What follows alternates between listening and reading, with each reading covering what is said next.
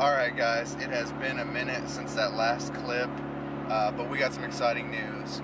We are going to look at a car that we may possibly purchase, which would be pretty sweet. I'm kind of excited. Been talking to the guy for a couple days now about it. Just got the day off work, so we're going to go check it out. Hopefully it's pretty decent. The pictures look alright, but you can never really tell. So yeah, we're going to go pick up Daniel, and then we got about 45 minutes or so before we got to go meet the guy and check it out. So yeah, I think if we end up getting it, it'll be a pretty neat addition to the channel and the fleet that we got going, and I think you guys will be pretty excited too. So let's go check it out. Alright guys, so like I said in the last clip, went and looked at a car. I didn't want to film looking at the car because I didn't really want to be obnoxious with a camera up in the dude's face when I wasn't even sure if I was going to buy it in the first place. But it's been about a week. Actually, it's been 2 weeks because it took a week to get together with the guy. And yeah, I ended up buying the car, and I've had it for about a week now. So yeah, I've been driving around a little bit, getting used to it. It's definitely different from what from the car that I've been driving, which was that 05 Neon. But yeah, without further ado, let's take a look at the car. Yep, as the title says, you can see it is in fact a WRX. I don't know how well the lighting is going to turn out. It is very bright out here today. The sun decided to poke its head out of the clouds as soon as I started recording. It was pretty overcast, decent lighting. It's a 2002 WRX. It's a little rough. As you can see here, this fender is totally smashed right there in the front, and it's got some dents there. Let's see. Come over to this side. This fender here has got some rust building up on it, but the good thing about that is it's just on the fender. That can be replaced fairly easily. One thing that's not so easily fixed is this spot here. That's really the only kind of bad spot on the car that's not going to be easily addressed. It's really kind of a bummer. Yeah, it's got window tint all the way around, as you can see, which is quite nice. The guy said he replaced the clutch here not too long ago, and he had this. I've never even heard of this brand before. XTD clutch. That's what he says is in it. I don't know because he had no paperwork. I've never heard of it. I don't think these are stock tail lights. At least they don't look stock to me. They look kind of aftermarket. But I'm not super familiar with WRX aftermarket lights or stock equipment stuff. You know, I've never owned a Subaru, so this is my first. And having not ever owned one, I never really looked into like the aftermarket stuff for the car. It's got stock wheels, but the guy does have locking lug nuts on all 5 on every wheel. Luckily he left the key in the glove box because we had to do an emergency brake pad, not emergency brake, but an emergency brake pad change on the rear. I was driving home from work like a couple days after I bought it, and the rear calipers both locked up. The slide pins got seized, and so I had to take those off and just do a patch job, just get the cheapest set of brake pads that I could get, and we just replaced the pads and freed up the calipers, because I have on order new rotors and brake pads all the way around. OE Subaru pads and rotors. So yeah, that'll be coming up. We'll do a video on that. I am pretty excited to be driving this car. Let me show you the interior. Alright guys, yeah, the interior is a bit dusty, but it's fairly clean for the most part. There's not a lot of damage in here. My camera bag got there. I put my little Domo guy on here. But yeah, it's all fairly neat. He did put an aftermarket boost gauge. It's auto meter. It does not light up, so can't see it at nighttime. Back seat's pretty standard affair. Got my little toolbox there. I'm getting ready to put my sub out of my neon in it, so that's what that's there for. Now, one thing I'm not sure what's going on with this is there's an aftermarket radio in here, but for some reason it does not look like they got the bezel on correctly, because as you can see, there's a pretty big gap there. Yeah, there you can see there's a pretty big gap between the AC button where the bezel is, and it's just misaligned ever so slightly because it's caught right here and right on the side here, and I don't know what that's all about. I don't know if maybe this radio is just slightly too big for this, but that wouldn't make any sense because this is a double DIN opening and that's just a standard double DIN radio. But I'll have to take that off and look. And to be honest, I'm pretty nervous to even take that out because I am so afraid of what's on the other side. I don't know. I have looked into this since I bought the car on how this Subaru system works for taking the stock radio out and putting aftermarkets in, and they make it so easy. It's just unbelievably great the way Subaru designed this, to where you could just bolt their factory mounting plates to pretty much any aftermarket radio. You don't have to do anything with the ground wire, it's all there, and I am so worried that whoever put this in just kind of,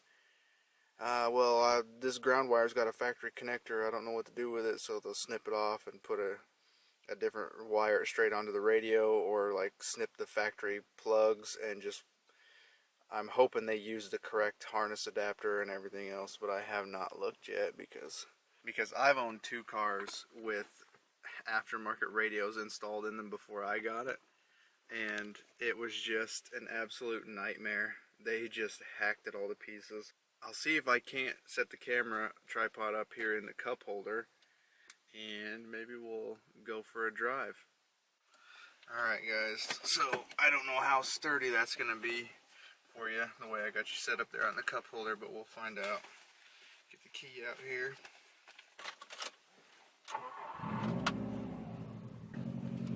It is straight piped from the cat back. The guy told me that. And it is currently has a check engine light, which I checked, and it is for both oxygen sensors, which is unfortunate because they're pretty expensive. I have looked into that. So that's going to be not very much fun at all. Now, I gotta figure out where to go because I'm not super familiar with this town that we're in. I am in the town that I work in, but I don't live here, and I don't really know where this goes. But I think I could probably figure it out. I really don't have to get into the throttle too much on this, and it'll still get up and move, which I like a lot. It does sometimes, and I'm sure it's probably just the way I'm driving it, it does seem to be a little laggy. Not really terrible though. But yeah, I can't get over that turbo noise. This is the first turbo car that I've ever owned, and the first one that I've driven for more than 2 minutes. I'm just enjoying the noises this thing is making. It's pretty good. So you can really hear that turbo spool up.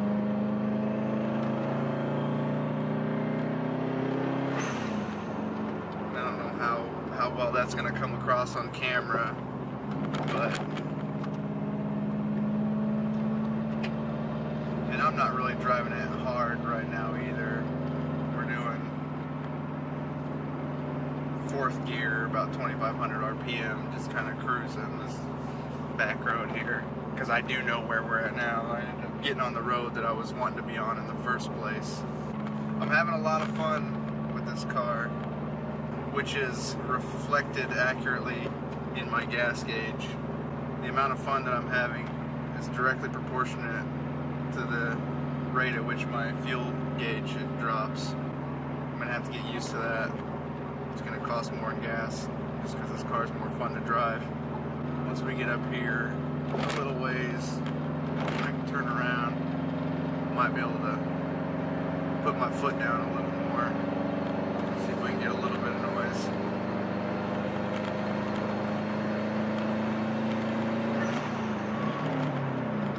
Yep, that's one problem with this shifter that needs to be addressed.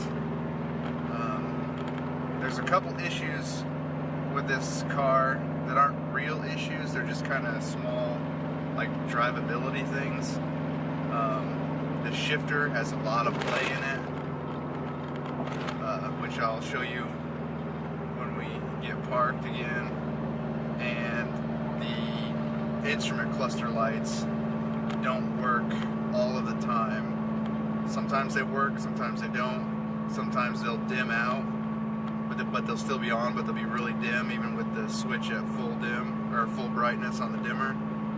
And then they'll go bright and then dim out, or they'll shut off completely and come back on. It's really weird. I've tried already within the first couple days I've had this car. I've tried switching to a new multifunction switch with the dimmer and the headlight switch and all that. Absolutely had no effect. I've taken the cluster out and looked for any kind of wires rubbing or shorting or any kind of loose connections, and everything's checked out. But I did notice that there are LEDs in this cluster, which I think the factory ones had bulbs, but I'm not sure. So I think somebody put LEDs in this after the fact, and they looked like really cheap LEDs, and a lot of them were burnt out, and some of them, like, I don't know, I just think they're really cheap, so it might be the LEDs themselves that's affecting that. The only other thing that I can think of would be the illumination module, from what I've been reading on this. But usually when it's the illumination module, your cluster lights don't work at all. Like, they just don't work at all. But these work intermittently. Alright, this looks like a decent place to turn around. Get her into first gear.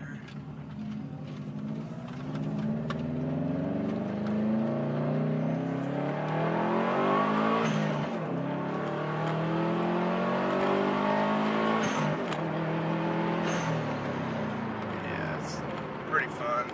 There's a little short run here. We have to pretty tight couple of S turns here.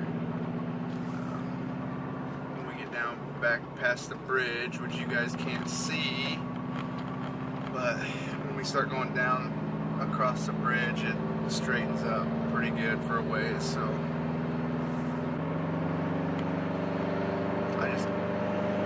I hope you guys can hear that turbo spool up in the camera. I hope it's coming across, like the exhaust isn't overpowering it, because it's just a really nice noise.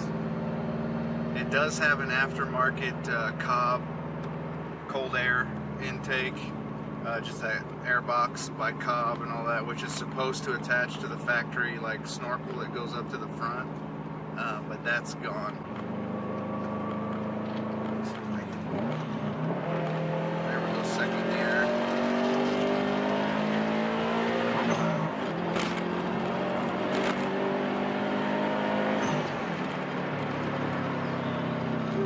already. That's nice. This car's gonna get me in trouble, I think. Yeah, this shifter is... I need to get it fixed right away because I can't really be super aggressive on it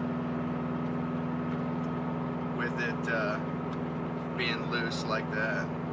So I'll show you what's going on with this shift knob. We are in neutral. Doesn't really seem out of the ordinary right at the second, but look at this. You go first gear.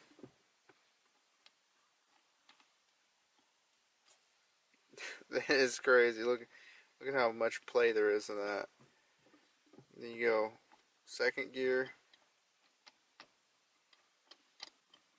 There's a lot of side-to-side play. Quite a bit of up and down, but a lot of side-to-side.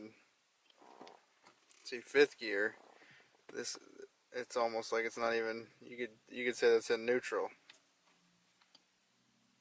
Now the previous owner said he replaced the shift bushings, but I don't know, man. He said it was a lot worse than this when he got it, but yeah, I don't know, without feeling down in there what's going on, or without taking this off. I haven't looked, I don't know. I have a feeling it's either the bushings here that attach the rod to the actual shift lever here, or it's the one down on the transmission where that joint is. I've looked into that a little bit, so there definitely will be a video coming on how to change that out. This car, I like it a lot. To be honest though, I'm kind of afraid to drive the thing, and I don't mean that like, oh, it's too fast and I'm scared to drive it because it's too quick or whatever, because it's just a stock 2.0. I mean, it's pretty decent compared to what I've had, but I mean, it's not like scary fast. But I mean, like, scared to drive it in a way that I've always wanted one of these cars. I've wanted one for a long time, and now that I have one, I'm afraid I'm gonna fuck it up somehow. Like, I'm just paranoid that, like, I'm gonna burn the clutch up or do so. I don't know. Like, I've been driving manual transmission now for longer than I've driven standard, like automatic. I'm just paranoid that I'm gonna ruin this car somehow, and that it's gonna be, you know, a bad day, because I really like this car. It's a little bit rough, but I think it's a diamond in the rough, and I think it's gonna polish up pretty nicely. Hope you guys are pretty excited to see WRX content on the channel, as well as the Fox body stuff, because we still are working on that. That is going to get done. That is going to be the drift car. But this I bought because it came up for sale for a decent price. I've always wanted one, and I needed a new daily driver. This past winter I've been driving my Neon with no heater, and it's been in the teens quite often. Definitely below 20 degrees, and it's just been brutal. This thing, the heater works. It's nice. It's a WRX. It's turbo. Like, what more can you ask for? That's going to be it for this video. Just figured I'd show you the new car, get you a little bit excited for some new content that's going to be coming out. There's definitely things to work on this, and we're definitely going to customize it too. So hope you tune in, guys. See you in the next one.